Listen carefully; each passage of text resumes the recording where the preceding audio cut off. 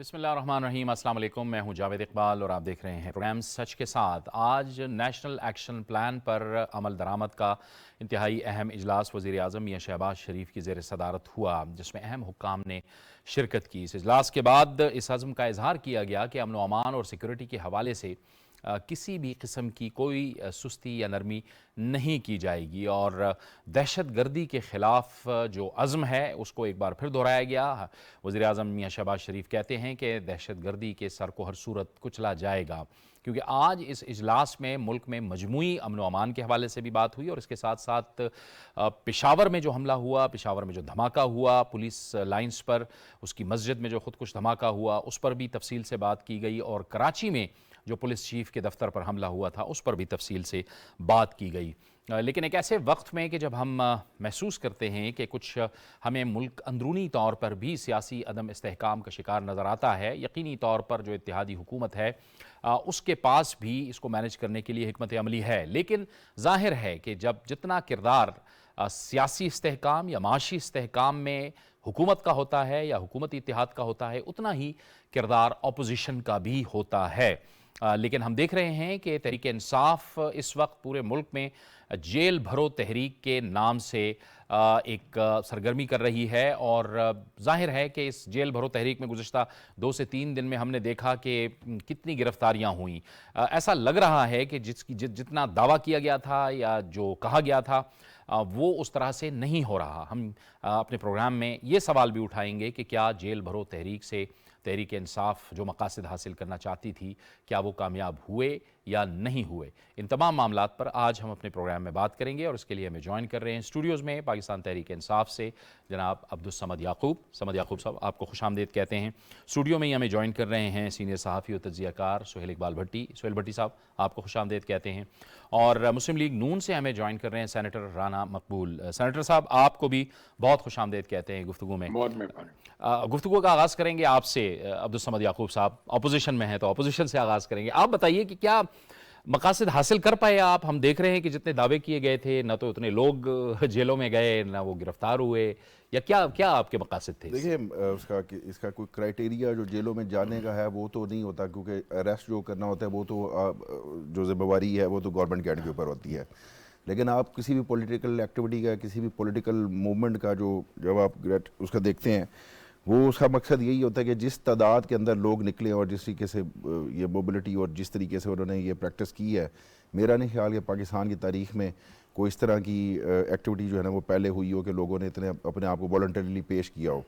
اب دیکھیں اس میں کوئی توڑ پھوڑ نہیں ہے، بڑا ایک اگر دیکھا جائے تو اس سے بہتر انداز نہیں ہو سکتا احتجاج کا کہ آپ کوئی جرم بھی نہیں کر رہے، کوئی آپ کسی جرم کا ارتکاب نہیں کر رہے، کوئی کرائم نہیں کیا آپ نے، لیکن آپ اپنے آپ کو والنٹریلی پیش کر رہے ہیں اور بغیر کسی توڑ پھوڑ کے اور بغیر کسی اس کے۔ لیکن اس میں اگر پشاور سے ایک بھی گرفتاری نہیں ہوئی، یا جو دعویٰ کرتے تھے کہ جی یہ آئیں اور ہم ان کے لیے جیلیں کھول دیں گے اور سارا کچھ کریں گے، تو اس سے ظاہر یہ ہوتا ہے۔ اور پھر اس میں حکومت کا جو ری ایکشن ہے، بھلے وہ فلور آف دا ہاؤس خواجہ آصف نے بات کی ہو یا باقی میڈیا نے اس ایکٹیویٹی کو جس طریقے سے پروجیکٹ کیا ہو، تو اس سے یہی ظاہر ہوتا ہے کہ حکومت گھبرائی ہوئی ہے۔ حکومت گھبرائی ہوئی ہے۔ پی ٹی آئی کا کارکن جو ہے، اس میں تو کوئی شک نہیں ہے کہ P T I single handedly اس وقت جو ہے، اگر کوئی اپوزیشن بچی بھی ہے جس کو ہم لنڈے کی اپوزیشن کہہ سکتے ہیں جو اندر ہے، لیکن باہر جو حقیقی معنوں میں جو اپوزیشن ہے اس کو اگر آپ اس طریقے سے نگلیکٹ کریں گے تو میرا نہیں خیال کہ آپ کچھ۔ تو آپ اپوزیشن میں تھے، آپ اتنی مضبوط جماعت تھے، آپ نے خود اسمبلیاں چھوڑیں، پھر بعد چلے گئے، پھر استعفے دے دیے، پھر عدالتوں میں چلے گئے۔ دیکھیں، یہ اسمبلیوں سے استعفیٰ دینا یا اسمبلیوں سے باہر جانا یہ کوئی غیر آئینی اقدام نہیں ہے۔ پوری دنیا میں اسمبلیز کا جو ہوتا ہے وہ اس میں وہ کیا جاتا ہے، پروٹیسٹ کے طور پہ بھی بائیکاٹ کیا جاتا ہے، ریزگنیشن دے کے ہم نے دوبارہ بھی الیکشن لڑے۔ ہم تو وہ پارٹی ہیں جو میرے حال میں سب سے زیادہ مطالبہ کر رہے ہیں کہ آپ آئیں میدان میں اور الیکشن لڑیں، اور جو بھی اس وقت جس کو پبلک مینڈیٹ دے، اگر آپ کو ان کو اتنا کانفیڈنس ہے کہ پبلک ان کے ساتھ ہے، ان کو مینڈیٹ دے گی، تو پھر یہ 14 پارٹیاں گھبرانے والی تو پھر کوئی بات نہیں ہونی چاہیے، جہاں تک میرا خیال ہے، یعنی کہ آئیں اور الیکشن لڑیں۔ اور رانا مقبول صاحب، یہ صمد یعقوب صاحب کہہ رہے ہیں کہ حکومت گھبرا گئی، آپ لوگ گھبرا گئے تھے؟ یہ جو جیل بھرو تحریک ہے، یہ اس کی مقاصد حاصل کرنے میں کامیاب ہوئی ہے؟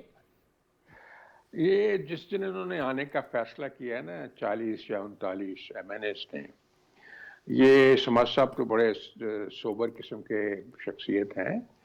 انہوں نے یہ باتیں اسی وقت شروع کی کہ حکومت گھبرا گئی ہے, ہم جا رہے ہیں, ان کی ٹانگیں کانپ رہی ہیں, ان کو بخار ہو گیا ہے. یہ دیکھیں, یہ کوئی پارلیمنٹیرین کے کام کرنے والی باتیں ہیں. آپ کیا کسی گلی میں یہ آپ بات کر رہے ہیں کہ گھبرا گئی ہے؟ مقصد تو یہ ہے کہ اصولوں کے اوپر جو ہے آپ کام کریں, محنت کریں, بات کریں. اصولوں کو تو آپ نے خود وائلیٹ کر دیا, جیسے آپ خود فرما رہے تھے جاوید صاحب.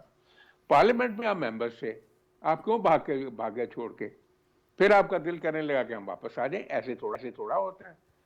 اور اب آپ نے یہ جو کیا ہے ابھی, اگر میں یہ سمجھتا ہوں as a student of history, اگر انہوں نے کو پڑھنی تھی سائنس جیل بھرو کی, تو مولانا حسرت بہانی کو پڑھ لیتے, مولانا محمد علی جوہر کو پڑھ لیتے, مولانا ظفر علی خان کو پڑھ لیتے, شورش کو پڑھ لیتے, اور جتنے ہمارے فریڈم فائٹرز ہیں ان کو پڑھ لیتے. یہ کیسے ہوتی ہے اور کس طرح ہوتی ہے. یہ تھوڑا کہ آج دو آدمی وہ گئے, انہوں نے سیلفی بنوائی اپنی, اور وہاں ابھی جیل پہنچے ہی ہیں, تو ریٹ پٹیشن آ کے کر دی کہ ہمارا بندہ تو ہیبیس کارپس میں ہے, یہ تو کنفائنڈ ہے. کے پی کے میں ابھی سماعت صاحب فرما رہے تھے, جو ایم پی ایس کی وہ تصویر آئی ہے فضل الہی صاحب کی, جس طرح the way he took to his heels.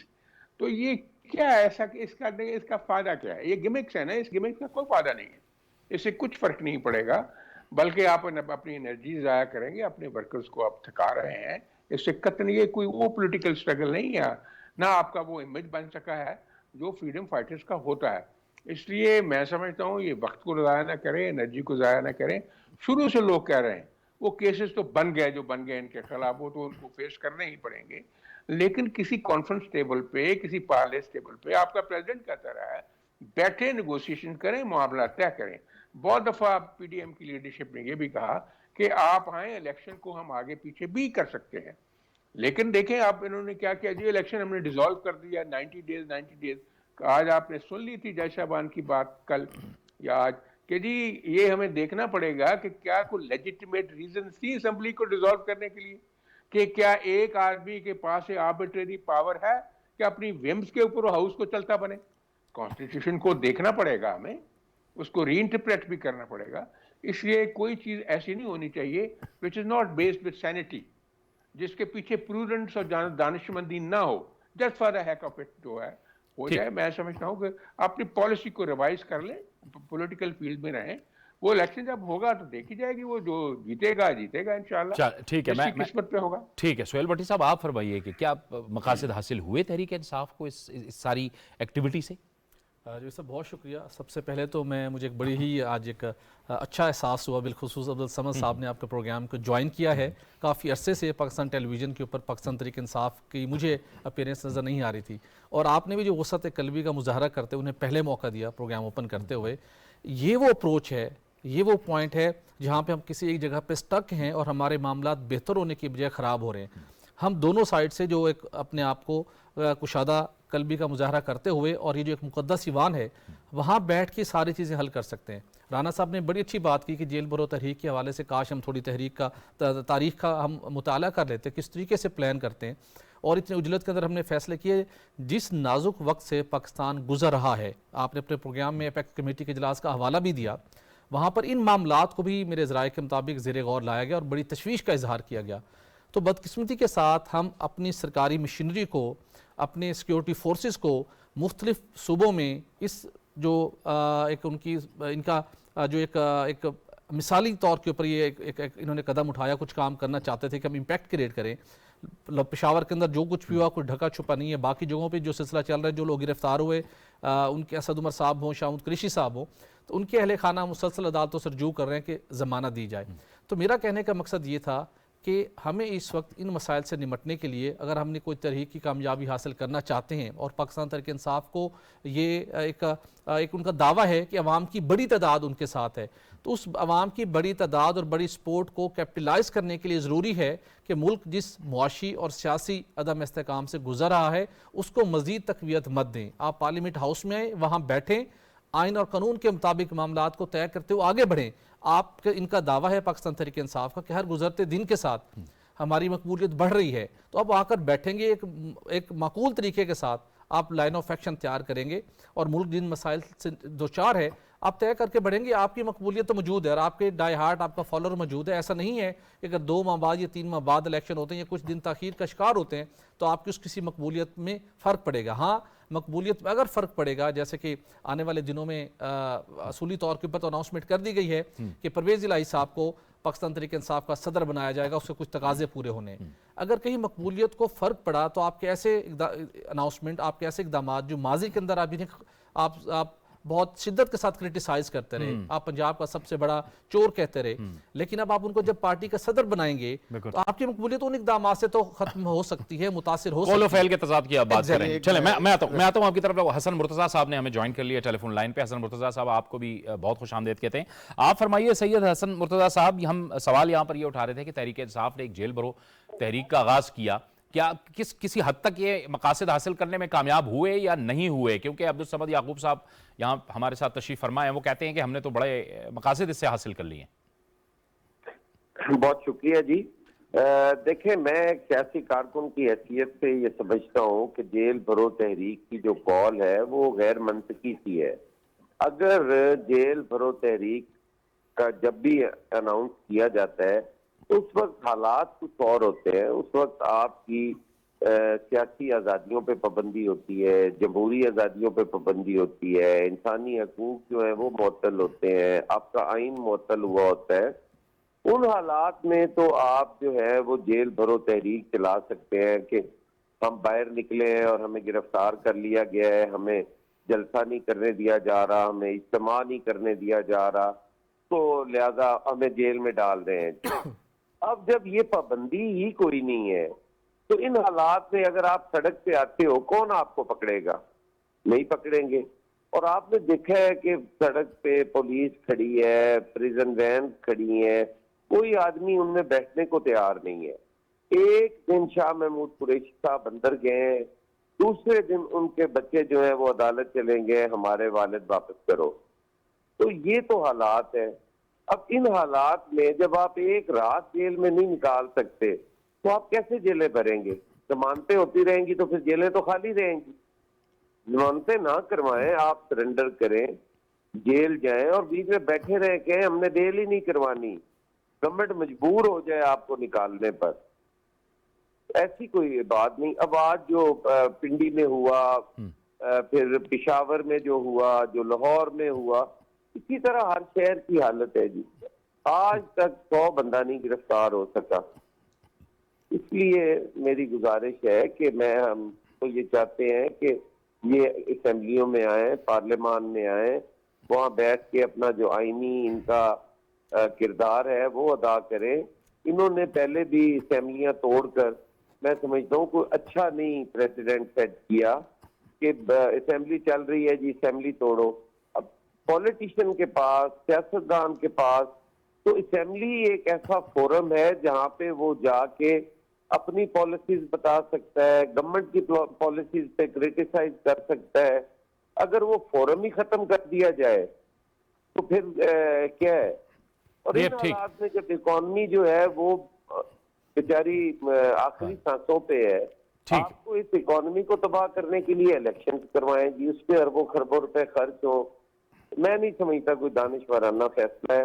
باقی وہ ایک سیاسی جماعت ہے, ان کی مرضی ہے. ٹھیک ہے حسن صاحب ہمارے ساتھ رہیے. جی سعود یعقوب صاحب کی یہ پریکٹس جو تھی آپ کی, یہ وقت کی ضرورت نہیں تھی؟ آپ کو نہیں لگتا یہ فیصلہ کوئی جلدی میں ہو گیا, یہ سب کچھ ہو گیا؟ اچھا, اس میں سب سے پہلی بات, جو پہلا مقصد تھا جو کہ ہم نے اچیو کیا وہ یہ تھا کہ ہم نے ہمیشہ یہی کہا کہ ہم نے خوف کے وہ بت توڑنے ہیں کہ جو یہ سمجھتے ہیں لوگ کہ جی تحریک انصاف نہ تو 25 مئی کو گرفتاریوں سے ڈری ہے اور نہ ہی اب ڈری ہے, اور نہ ہی کسی نے, میں ایک بات واضح کرتا چلوں, بٹی صاحب نے بھی بات کی, حسن صاحب نے بھی بات کی, کسی ایک شخص نے بشمول شاہ محمود نے کوئی ضمانت اپلائی کی ہو. دیکھیں میرا یہ رائٹ ضرور بنتا ہے کہ کوئی بھی شخص اگر اریسٹ ہوتا ہے ہمیں یہ بتایا جائے کہ اس کو کہاں پہ رکھا گیا. آپ نے 24 گھنٹے کے اندر جو ہے وہ عدالت میں پیش کرنا تھا, وہ بھی آپ نے پیش نہیں کیا, اور اٹھا کے اگر اٹک جیل منتقل کر دیا گیا ہے جو کہ کسی کو ملنے نہیں دیا جا رہا. تو ہیبیس کی جو کیس ہوتی ہے, جو کیس ہوتا ہے, اس کا مقصد یہ ہوتا ہے کہ آپ ہمیں بتائیں.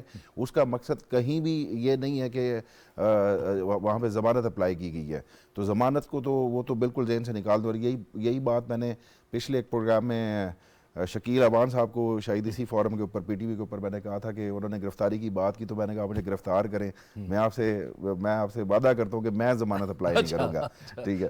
تو کہنے کا بعد دیکھیں یہ ایک پولیٹیکل ایکسرسائز ہوتی ہے، پولیٹیکل ایکٹیویٹی ہوتی ہے، جس تعداد یا تو کوئی بھی شخص یہاں پہ بیٹھا اگر کوئی نیوٹرل ہے تو ٹھیک ہے، وہ پولیٹیکلی بائسڈ ہی ہو گئے اگر میرے پولیٹیکل اوپوننٹ ہیں، تو کوئی بھی نیوٹرل شخص یہ کہہ دے کہ کیا یہ موومنٹ کامیاب نہیں تھی، کیا لوگ باہر نہیں نکلے، کیا کوئی پریزن وین کے پاس یا کہیں بھی اور جگہوں کے اوپر یا تو لوگ نکلے ہی نہ ہوں، یا لوگوں نے خوف کے ڈر سے، گرفتاری کے خوف کے ڈر سے. اور تحریک انصاف کا کارکن جو ہے اس سے پہلے جو تھا وہ اگر کسی کو ایز اے کارکن داد دی جانی چاہیے تو پیپلز پارٹی کا کارکن جتنا متحرک ہوتا تھا، اور اس کے بعد اگر جتنا اسٹریٹ کے اوپر اور گراؤنڈ کے اوپر جو PTI کا کارکن ہے آپ اس بات سے انکار نہیں کر سکتے. چلیں رانا مقبول صاحب وہ کہہ رہے ہیں کہ ہمارے رہنماؤں کو آپ نے حکومت نے دور دور تک پہنچا دی ہے. اپنا جاوید صاحب میں چیلنج تو نہیں کرتا، سمجھ سب کو امن کا بڑا احترام کرتے ہیں. اگر پٹیشن پڑھ لی جائے نا تو اس میں لکھا ہوا ہے، آخری سینٹینس یہ ہے، Honorable High Court must is prayed to order for release of my father, Mr. Shah Mahmood. یہ ذرا دیکھ لیجیے، آپ اس اشکال کو بھی دور کر لیجیے. اس لیے یہی کہا گیا ہے جو عام لوگ کہہ رہے ہیں کہ ریلیز کے آرڈر کے لیے ان کو درخواست دی گئی ہے. تو اس لیے اس کانٹروورسی میں تو پڑھنا بھی نہیں چاہیے. بیسیکلی تو یہ ہے کہ کیا یہ پرنسپلی درست ہے یا نہیں. ان کی نظر میں درست ہے لیکن باقی لوگوں کی نظر میں یہ درست نہیں ہے. یہ ایکسرسائز جو ہے ایک سیلہ حاصل ہے، وہ کر لینے سے شاید ان کی اپنی تو اطمینان ہو جائے گا لیکن اچیو کچھ نہیں ہو پائے گا. اگر وہ کہتے ہیں کہ ہم بہت بڑی پارٹی ہیں تو پھر یہ کرنے کی ضرورت بھی کیا ہے. آپ اگر عام پولیٹیکل ایکٹیویٹی کرتے رہیے تو اس میں تو ہونی چاہیے، لیکن آپ جو جینوئن پولیٹیکل ایکٹیویٹی ہے پارلیمنٹ میں ہوتی ہے جہاں سارے فیصلے ہوتے ہیں، وہ تو خود آپ خدا حافظ کر کے ان کو باہر آ گئے. اور بعد میں اتنے زیادہ، ابھی جو مرتضیٰ صاحب نے کتنی خوبصورت بات کی ہے کہ یہ بڑی عزت ہے اسمبلیاں جو ہیں آپ کی، اور آپ نے خود ہی اسمبلی ڈیزالو کر رہی ہیں. اب آنریبل جج صاحبان کہہ رہے ہیں سپریم کورٹ کے کہ جی یہ بھی دیکھا جائے گا کیا لیجٹمیٹ ریزنز تھیں کو اسمبلی کو ڈیزالو کرنے کی، یا صرف ایک آدمی کی وہمز ہیں جو چیف منسٹر ہے وہ اپنی مرضی سے سارے کا سارا ہاؤس کو اجاڑ کے رکھ دے. بھئی کوئی نہ کوئی سینٹی اور کوئی نہ کوئی ریشنیلٹی ہونی چاہیے نا ہر ایکشن کی. تو یہ بھی وہ جج صاحبان کہتے ہیں اس کو بھی دیکھا جائے گا. اور یہ بھی انہوں نے کہا کہ ہو سکتا ہے کیوں نہ یہ ان کو ریسٹور کر دیا جائے. تو ایک نئی بات شروع ہو چکی ہے. اس لیے میری گزارش یہ ہے کہ اس کھبیڑے کی ضرورت نہیں تھی. خیر انہوں نے ڈال لیا، وائنڈ اپ ہو جائے گا انشاءاللہ جلدی اس کا. چل ٹھیک ہے. سہیل بھٹی صاحب اب یہ تو سوال بنتا ہے نا کہ جب اسمبلیاں ختم کی گئیں، خیبر پختونخوا کی اور پنجاب کی اسمبلی کو ختم کیا گیا تو وہ کس بنیاد پہ ختم کی گئی، اس کا جواز کیا تھا؟ اور یہی ذکر جو ہے سپریم کورٹ آف پاکستان کی جو سماعت ہو رہی ہے اس میں بھی اس کی گونج سنائی دی ہے کہ آپ نے کوئی لیجٹمیٹ ریزنز تھے کہ جن کی بنیاد پہ آپ نے اسمبلیوں کو ختم کیا. دیکھیے اگر پاکستان تحریک انصاف سے آپ ان کے اینگل سے دیکھیں گے تو ان کا وہ اپنا خود ایک ایسا موقف تراشتے ہیں جو کہ ایک پارٹی قیادت کو، پارٹی رہنما کو اور 2 یا 3 لوگوں کے سے اتفاق ہے اگر میں یہ ڈینٹ ڈال دوں گا اس سسٹم کے اوپر تو یہ سسٹم کلیپس کرے گا، مرکز کے اندر بھی حکومت سروائیو نہیں کر سکے گی اور اس کے بعد ہم دوبارہ اقتدار حاصل کر لیں گے. اس کے علاوہ اور کوئی لیجٹیمیٹ جو اس کا جو ریزننگ ہے مجھے ایٹ لیسٹ نظر نہیں آتی. اگر کوئی ہوگی لیجٹیمیٹ ریزننگ تو وہ کورٹ میں بھی ہمیں دیکھنے کو ملے گی. جب یہ سب گزارش یہ ہے ان اقدامات، ان ایفرٹ سے اور ان حکمت عملیوں سے حقیقی آزادی مارچ، 25 مئی کا مارچ، جیل بھرو تحریک، اس سارے معاملات نے گزشتہ 1 سال کے دوران آپ کو اندازہ نہیں ہے کہ پاکستان کو کس بری طریقے سے اس نے متاثر کیا ہے. دنیا کا کوئی ملک، کوئی قوم، کوئی سسٹم سیاسی اور معاشی استحکام کے بغیر اسے جو درپیش چیلنجز ہوتے ہیں اسے نہیں نمٹ سکتا.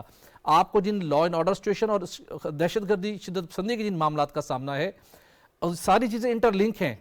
اور آج کے دور کے اندر جو اتنا انٹرنیشنلی کریٹیکل دور چل رہا ہے، میں 2 روز قبل وہاں پر ریاض میں تھا سعودی عرب کے یوم تاسیس کے حوالے سے، وہ ملک جو مالی وسائل کے لحاظ سے، معدنی وسائل کے لحاظ سے مالا مال ہے، لیکن انہوں نے وقت کی نزاکتوں کو سمجھتے ہوئے اپنی سمت کا تعین کیا ہے. ہر دن، ہر گھنٹہ وہ یوٹیلائز کر رہے ہیں اپنے آپ کو اسٹرینگتھن کرنے کے لیے اور اپنی منزل کو حاصل کرنے کے لیے. اور جب میں وہاں اپنے ملک کو دیکھتا ہوں تو مجھے بدقسمتی کے ساتھ بہت مایوسی ہوئی لیکن وہ تو اچھا ہوا جب میں واپس پہنچا اسلام آباد ایئرپورٹ کے اوپر، اور اسپیشلی جو یہاں پر پولرائزیشن ہماری کریٹ ہوئی ہے، وہاں پر ایک اور اچھا خوشگوار موقع، ایک چیز مجھے دیکھنے کا موقع ملا جو سے میری ایک امید بندی ہے کہ حالات ہمارے ہاں بہتر ہو سکتے ہیں اگر ہماری سیاسی قیادت، تمام جماعتوں سے وابستہ سیاسی قیادت اپنے ایک کولیکٹیو وزڈم کا مظاہرہ کرے۔ ایئرپورٹ کے اوپر، انٹرنیشنل ارائیول کے اوپر ترکیہ سے ایک پاکستان کا وہ ڈیلیگیشن پہنچا جس کے اندر پاک فوج کے دستے بھی تھے، لیکن انہوں نے وہ رضاکاروں کے یونیفارم پہنے ہوئے تھے، وہاں عوام کی بڑی تعداد تھی، مرد، خواتین، بچے۔ جب انہوں نے دیکھا کہ یہ لوگ وہاں سے ان کی مدد کر کے آئے تو آپ سن کر حیران ہو گئے، تالیاں بجیں، پاک فوج زندہ باد کے نعرے لگے اور ان جوانوں کو حوصلہ بڑھایا گیا۔ تو مجھے پھر یہ امید لگی کہ ابھی بھی عوام کے اندر ایسے معصوم لوگ جنہیں ہم مختلف ڈیجیٹل میڈیا کی کیمپین کے ذریعے سے لوگوں کے ذہنوں کو گمراہ کر رہے ہیں مسلسل، ہمیں اس سلسلے کو کہیں روکنا چاہیے، ہمیں مل بیٹھ کے ان مسائل کا حل نکالنا چاہیے۔ یہ اقتدار آج ایک جماعت کے پاس ہے، کل کسی اور کے پاس ہوگا، ماضی میں کسی اور کے پاس تھا، مستقبل میں کسی اور کے پاس ہوگا، لیکن اب یہ کہیں کہ میں سسٹم کو چوک کر دوں گا اور راتوں رات میں اپنے ڈیزائرڈ رزلٹ لینا چاہتا ہوں، یہ اس سسٹم کے ساتھ بھی ناانصافی ہے، آئین اور قانون کے ساتھ بھی ناانصافی ہے۔ یہ ظاہر ہے کہ ایک مشکل صورتحال پیدا ہوتی ہے اور پھر یہ اسی بنیاد پہ عدم استحکام کی طرف پھر ملک جاتا ہے۔ جی بالکل ایسا ایگزیکٹلی، اور اسی عدم استحکام کی وجہ سے آپ یہ دیکھیں کہ ہمارا ڈالر کس سپیڈ سے آگے بڑھنا شروع ہوا، اسی عدم استحکام کی وجہ سے ہم عالمی مالیاتی اداروں سے جو ہم نے پیکج حاصل کرنا تھا اس نے طوالت اختیار کی، ہم چیزوں کو کنکلوڈ نہیں کر پائے۔ ماضی کے اندر ہم جو بہتر نیگوشیشن اس کام کرنے میں کامیاب ہوتے تھے اس لیے کہ ہمارے ہاں ایک سسٹم تھا، اب ان کو پتہ کہ یہ سب مجبور ہیں، پولیٹیکلی ویک ہیں، ان کو جو چاہیں گے ہم ان سے شرائط منوائیں گے، اور انہوں نے منوائیں، اور اس کا خمیازہ 22 کروڑ اس ملک کی عوام بھگت رہی ہے۔ اور ہم الزام تراشیوں کے اندر کہ ہم ہوتے یا یہ نہ ہوتے تو ایسا ہو جاتا، ہمیں اس طریقے سے سسٹم ٹھیک نہیں ہوگا۔ ہمیں سسٹم کو سٹرینگتھن کرنے کے لیے نیک نیتی کے ساتھ آپ سٹیپس اٹھائیں، آپ آ کر بیٹھیں، اور حل اس کا یہی، اس ایوان کے اندر آپ آ کے بیٹھیں گے، آپ کے مسائل حل ہوں گے۔ بصورت دیگر اب اتنا سپریم کورٹ کے اندر بھی معاملہ پہنچا ہوا ہے، یہاں پٹیشن ہے، جس شیپ کے اندر بھی فیصلہ ہوتا ہے، الیکشن کمیشن آف پاکستان کو عدالت ڈائریکشن دیتی ہے یا وفاقی حکومت کنونس کرنے میں کامیاب ہوتی ہے، پھر بھی آپ کا وہاں پہ کیوس اور ایک غیر یقینی کی صورتحال بنے گی۔ دونوں صورتوں کے اندر جو بھی فیصلہ آتا ہے، اصل فیصلہ جو جس کے اندر سٹیبلٹی ہو سکتی ہے، جس کے اندر بہتری کا راستہ نکل سکتا ہے، وہ جب وہاں بیٹھ کے آپ مشترکہ طور کے اوپر بیٹھ کے اتفاق رائے سے فیصلے کریں گے، پھر آپ کا بہتری کا سفر شروع ہوگا۔ یہ بالکل صحیح آپ درست کہہ رہے ہیں۔ حسن مرتضیٰ صاحب آپ فرمائیے کہ کیا ہم ایسی صورتحال کے متحمل ہو سکتے ہیں کہ اب ظاہر ہے ہمیں ایک تو معاشی چیلنجز ہیں، بہت زیادہ معاشی چیلنجز ہیں، دوسری طرف امن و امان کی صورتحال ہے۔ آج بھی ایپیکس کمیٹی کا اجلاس ہوا، آرمی چیف وہاں تھے، اہم وزیر اعظم کی زیر صدارت اور باقی وزراء تھے، اہم لوگ تھے، تمام وزراء اعلیٰ تھے۔ فوکس ہمیں کرنا چاہیے گورننس پہ اور امن و امان کی صورتحال پہ، معاشی چیلنجز پہ، بجائے اس کے کہ ہم عدم استحکام کی طرف جائیں۔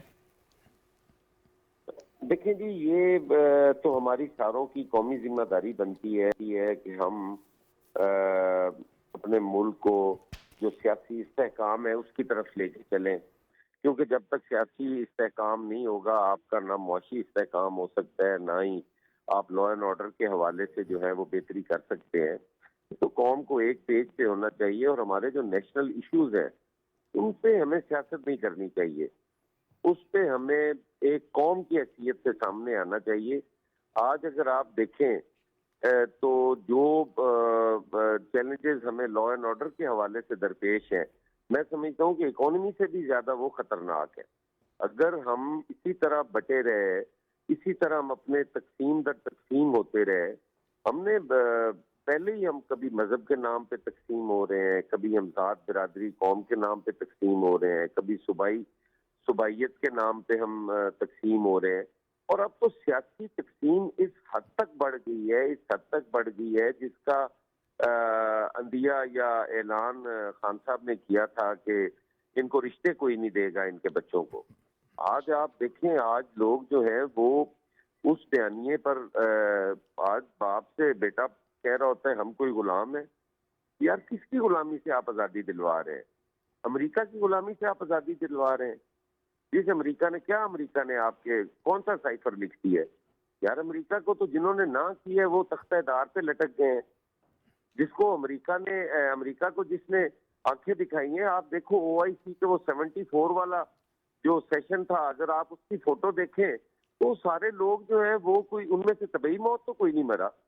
بھٹو صاحب کو آپ دیکھ لیں، شاہ فیصل کو دیکھ لیں، شہنشاہ ایران کو دیکھ لیں، کسی کو آپ صدام کو دیکھ لیں، جتنے لوگ ہیں وہ سارے جو ہیں وہ قتل ہوئے ہیں، وہ دنیا میں کہاں ہیں آج وہ؟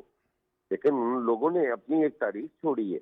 آج تو یہ ایک محض آپ پاکستان کو آئسولیشن میں لے کے جا رہے ہیں. آپ کے جو خارجہ امور ہیں آپ نے ان کو بھی دیکھنا ہے، آپ نے ملک چلانا ہے. ملک اس طرح تو نہیں چلتے، قومیں اس طرح تو نہیں چلتی کہ آپ اپنے ہر انٹرنیشنل فورم پہ آپ اسے اپنا انتخابی جلسہ یا ایک تحریک کا رنگ ہی دے دیں.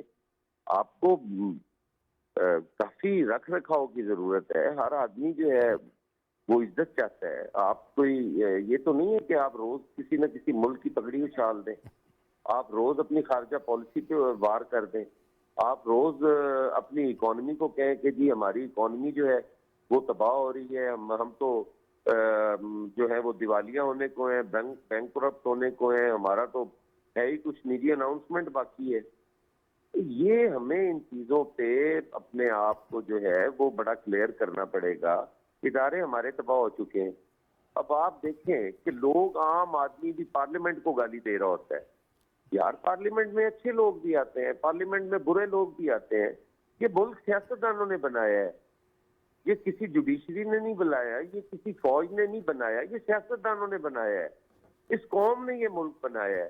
آپ اس قوم کے جو ایوانے والا ہے یار اس کو گالی دے رہے ہیں کہ یہ ربڑ سٹیمپ ہے، یہ چوروں کی حمایت کا ہے، یہ ڈاکوؤں کی حمایت کا ہے. اس طرح نہیں ہونا چاہیے. ہمیں اپنے آپ کو صحیح سمت پہ لے کے چلنا ہوگا. اقتدار آنی جانی چیز ہے یار.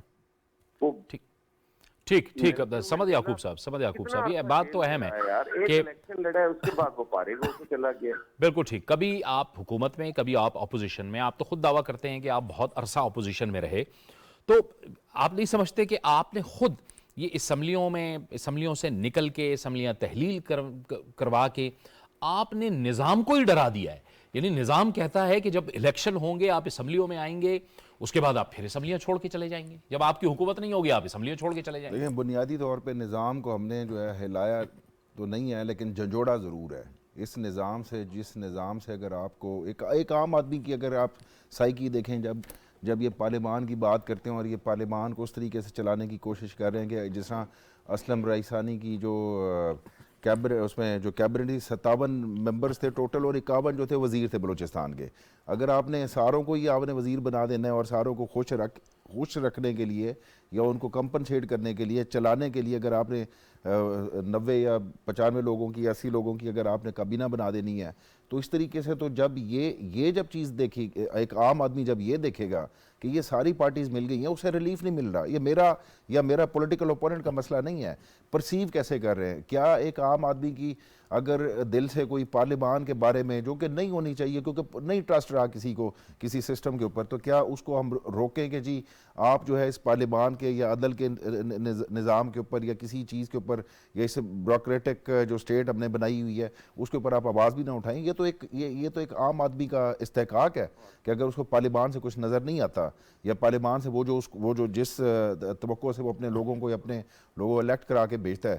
ہاں نظام میں یا تو ہم نے نظام کے اگینسٹ گئے ہوں، اسی نظام میں رہ کے آئینی حدود میں اپنی جو ہمیں نظام نے پروٹیکشن دی ہے اسی میں رہ کے سیاست کر رہے ہیں، اسی میں رہ کے وہ کر رہے ہیں. نہ کسی کو اٹھا کے باہر پھینکا، نہ ان کی لیجٹمیسی جو ہم نے یہ نہیں کہا کہ جی یہ جو طریقہ کار تھا یہ آئین کے مطابق نہیں تھا جو عدم اعتماد کا ہے. وہ عدم اعتماد کا طریقہ جو تھا وہ ظاہری بات ہے کانسٹیٹیوشنل جو پروسیجر اس کو فالو کیا گیا. لیکن جس سائفر کی بات دیکھیں باہر کی سازش کہتے ہیں پھر وہ اس سے دیکھیں کوئی بھی اگلی بات پہ چلے جاتے ہیں. اگر سازش میں بات کریں تو حسن صاحب کی بات جس پہ وہ بات تو کریں کہ جی غلامی والا تو یہ تو بھٹو صاحب کا نعرہ تھا. یہ تو بھٹو صاحب سائفر تو ہم نے اسلام آباد میں خان صاحب نے لہرایا. اس سے پہلے اگر آپ پیچھے چلے جائیں تو سب سے پہلے جو ہے نا وہ بھٹو صاحب نے خط لہرایا تھا پنڈی کے بازار میں، اور بھٹو صاحب نے یہ بھی کہا تھا کہ اتنا ڈالر انڈکٹ ہوا ہے کہ ڈالر کا ریٹ یہاں پہ گر گیا ہے، ڈالر کا ریٹ کے باہر سے میرے خلاف اتنا پیسہ آیا ہے. تو یہ چیزیں نہیں اور کوئی بھی سازش جب ہوتی ہے جب تک پروب نہیں ہوتا، انویسٹیگیشن نہیں ہوتی، وہ جب جو آپ کا جو ایکوزیشن ہے جو یا ہم الزام لگاتے ہیں یہ سازش تب تک سازش ایک بیانیہ ہی رہے گا جب تک کہ پروب ہو کے اس کو وہ نہیں کیا جاتا. اور وہ کسی بھی فورم کے اوپر کسی بھی لیول کے اوپر جو ہے وہ سازشیں کبھی بے نقاب ہوا بھی نہیں کرتی اور سازشیں ہوا کرتی ہیں. یہی ایک وہ ہے کہ جی سازشیں کبھی بھی بے نقاب کبھی کوئی سازش آج تک ہم کیا اس کو سازش نہیں کہتے کہ بھٹو صاحب کو جو نے پھانسی لگا دیا انہی عدالتوں نے لگایا تھا نا, انہی عدالتوں نے, آج بھی ہم عدالتی قتل اس کو کہتے ہیں. یہاں پہ ایک آخری بات میں کروں گا کہ لیجٹمیسی کی بات کریں کہ کیا پرویز الہیہ جو کے پی کی گورنمنٹ ڈیزالو ہوئی ہے, کیا ان کی یہ لیجٹمیسی, ابھی جج صاحب نے بھی, تو ایک سادہ سا سوال ہے کہ جب آپ نے ان کو باؤنڈ کیا تھا, لیگلی باؤنڈ کیا تھا کہ آپ نے کانفیڈنس کا ووٹ لیے بغیر اسمبلی نہیں توڑنی, تو پھر جب ووٹ لینے کے بعد آپ نے جو آئین کے مطابق وہ توڑ سکتے تھے تو عدالت ان کو باؤنڈ کر دیتی ہے, لیجٹمیسی کو اس وقت چیلنج کر دیتی.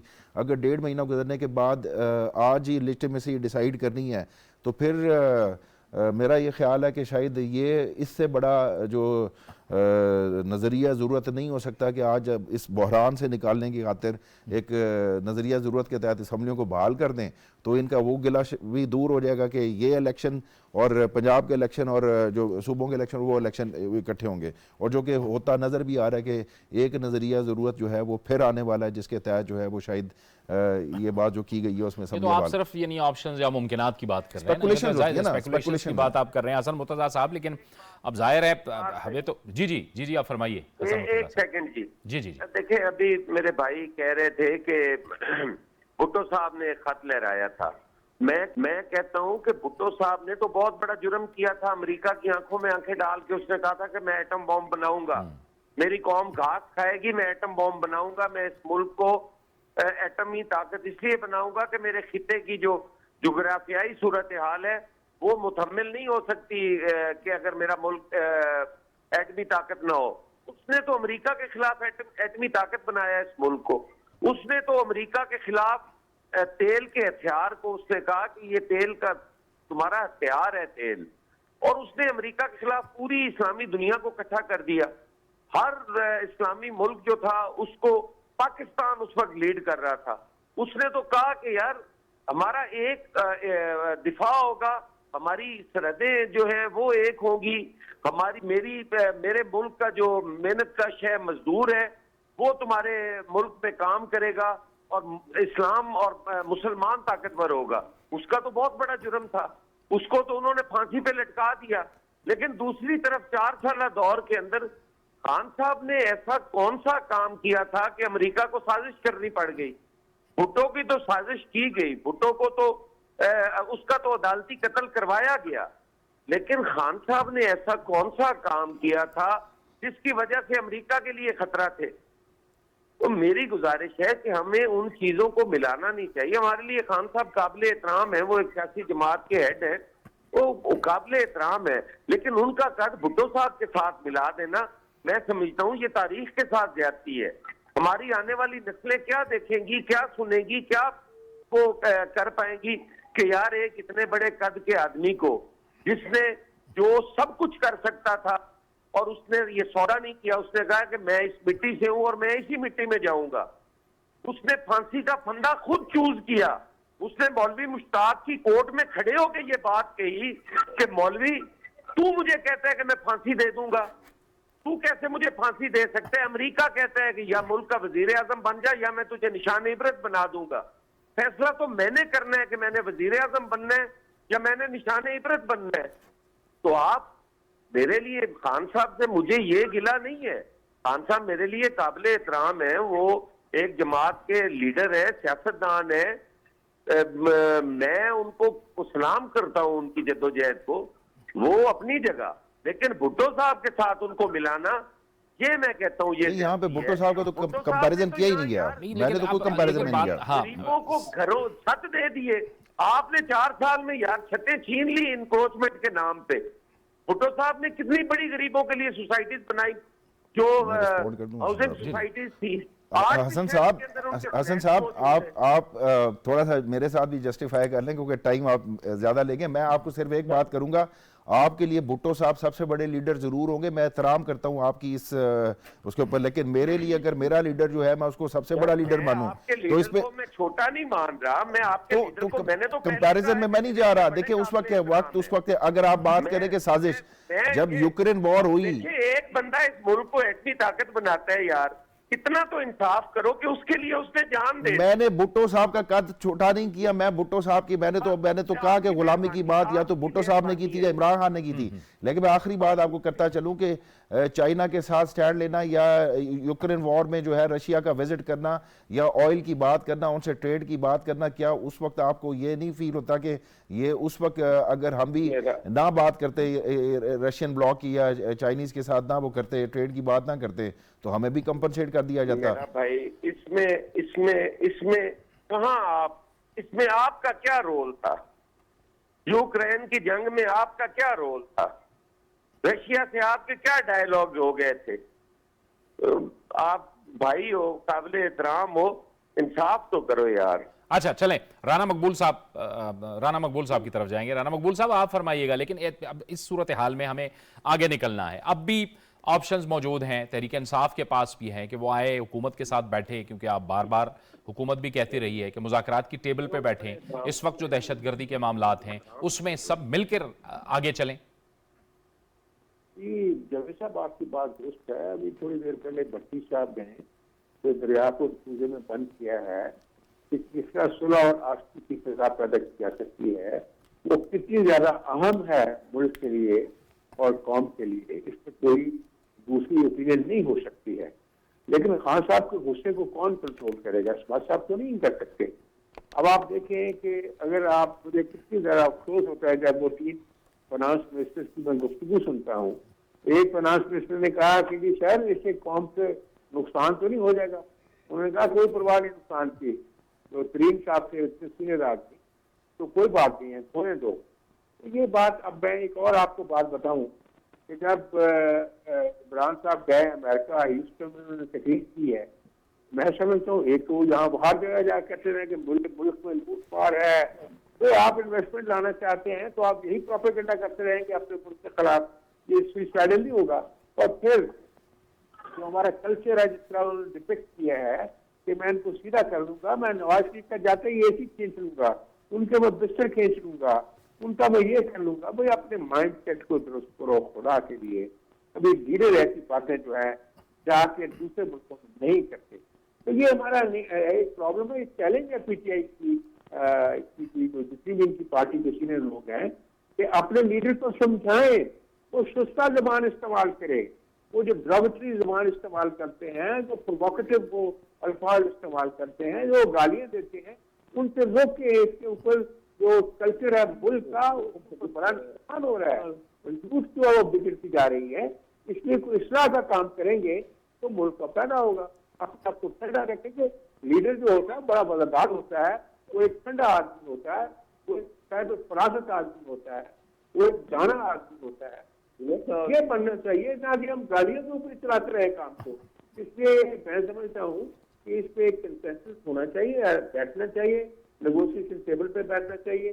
صدر ملک جو صدر ملک کرنے کی کوشش کی، اس کو بھی جھاڑ شاڑ سنا پڑ گئی اور وہ بھی چپ کر کے بیٹھ گئے۔ ہمارے ایلڈرز ہیں، ان کو بیٹھ کے اس مسئلے کو صلاح صفائی سے حل کرنا چاہیے۔ یہ سمجھ یعقوب صاحب، عمران خان صاحب جارحانہ انداز تو ہے ان کا، لیکن وہ امریکہ کے جو انہوں نے گفتگو کی تھی کہ میں یہ کر دوں گا وہ کر دوں گا، اس سے ظاہر ہے کہ اس وقت کی اپوزیشن اور موجودہ حکومت یہ گلہ تو کرتی ہے کہ ایسی زبان نہیں استعمال ہونی چاہیے تھی۔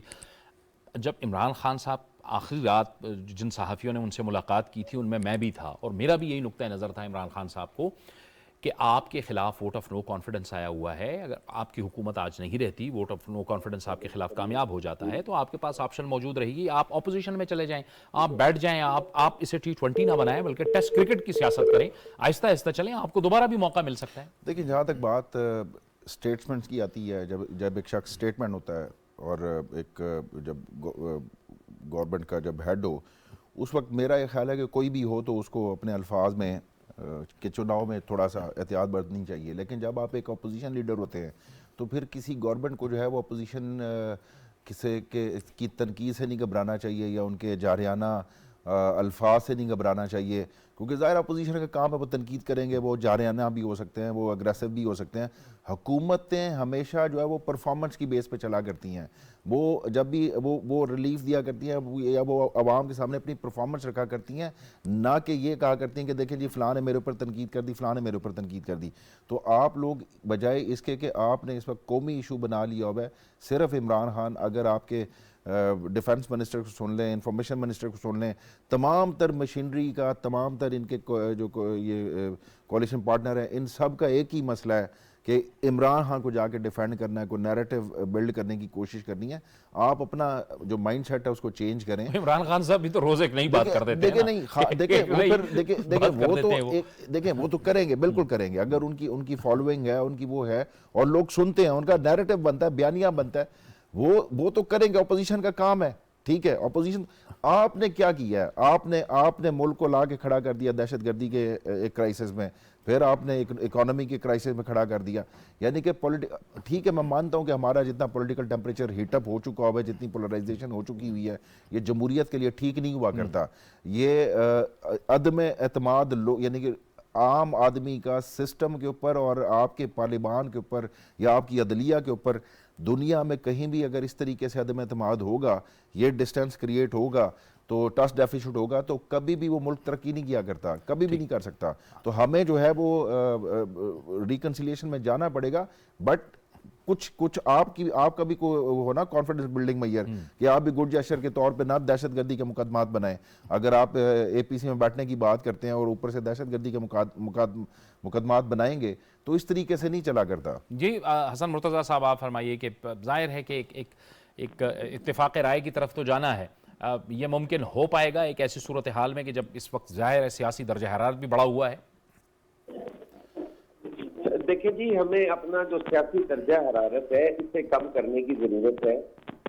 हमारा मुल्क जो है वो किसी सूरत भी इस चीज का मुतहम्मिल नहीं हो सकता जहाँ पे हम चले गए हैं।